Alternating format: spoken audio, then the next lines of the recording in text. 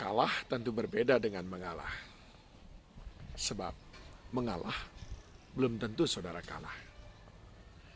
Dan hari ini saya ingin menyampaikan sebuah renungan singkat, yaitu mengalah untuk menang. Kisah yang menarik disampaikan di dalam firman Tuhan, kitab Kejadian pasal yang ke-13. Dan kita bisa melihat ayat yang ke-8 dan 9, di mana Abraham menghindari pertengkaran, kesalahpahaman dengan Lot. Dikatakan ayat yang ke-8, maka berkatalah Abraham kepada Lot, janganlah kiranya ada perkelahian antara aku dan engkau, dan antara para gembalaku dan para gembalamu, sebab kita ini kerabat. Bukankah seluruh negeri ini terbuka untuk engkau? Baiklah, pisahkan dirimu daripadaku. Jika engkau ke kiri, maka aku ke kanan. Jika engkau ke kanan, maka aku akan ke kiri. Lot bukan siapa-siapa.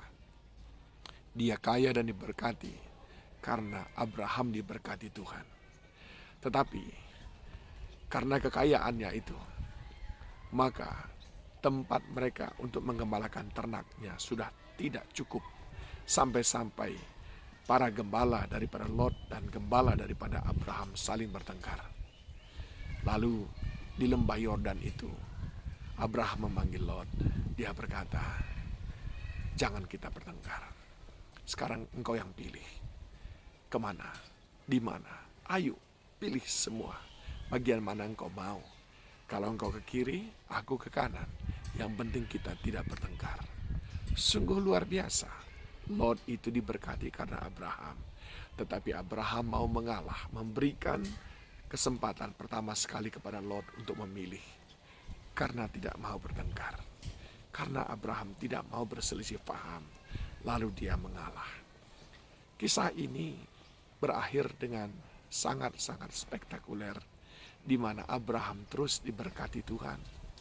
Namun Lot mulai masuk kepada kehidupan yang tidak berkenan, sehingga Sodom dan Gomora, di mana Lot tinggal, dihancurkan oleh Tuhan karena dosa-dosa.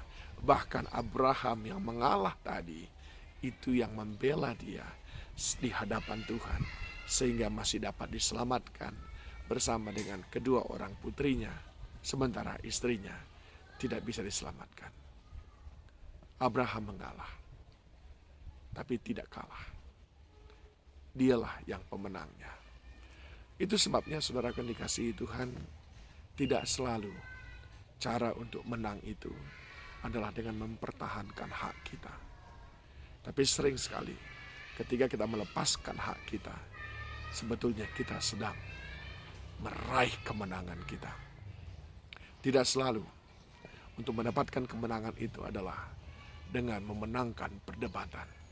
Tapi sering sekali tatkala kita memilih diam, disitulah sebetulnya Tuhan sedang sodorkan kemenangan di hadapan mata kita.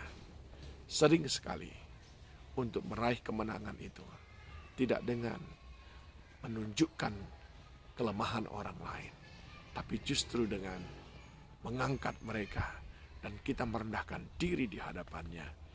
Pada waktu kita merendahkan diri itulah tangan Tuhan mengangkat kita dan memberikan kita kemenangan. Mazmur 37 ayat yang ke-8. Berhentilah marah dan tinggalkanlah panas hati itu. Jangan marah, itu hanya membawa kepada kejahatan. Saudaraku, ada banyak perlakuan orang yang sering sekali menggoda kita untuk rasanya ingin membalas, atau juga ada orang yang memperlakukan kita dengan tidak sebagaimana mestinya karena mereka tidak mengenal kita barangkali. Lalu ingin rasanya memberitahu, kamu tahu nggak, saya itu ini loh, saya itu begini loh. Alkitab bilang nggak perlu. Manusia boleh tidak menghargai saudara dan merendahkan saudara, tapi Tuhan tahu bagaimana mengangkat saudara tinggi. Tidak dengan menunjukkan kehebatan saudara, eksistensi saudara, sehingga saudara beroleh kemenangan, tapi tangan Tuhan itu yang memberikannya.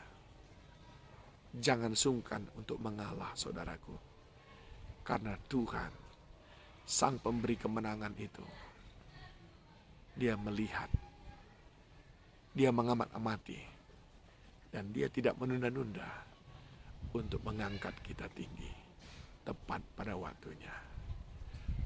Sukalah mengalah, karena mengalah adalah sifat Kristus Yesus. Di dalam Alkitab dikatakan melepaskan hak. Bukankah di dalam Filipi pasal yang kedua, ayat yang kelima, sudah dicatat bahwa Dia yang adalah Allah tidak menganggap kesetaraan dengan Allah. Itu sebabnya Allah sangat meninggikan Dia. Orang yang mengalah bukan kalah. Orang yang mengalah adalah pemenang yang sebenarnya. Orang yang mengalah pasti ditinggikan oleh Tuhan. Tuhan Yesus memberkati saudara.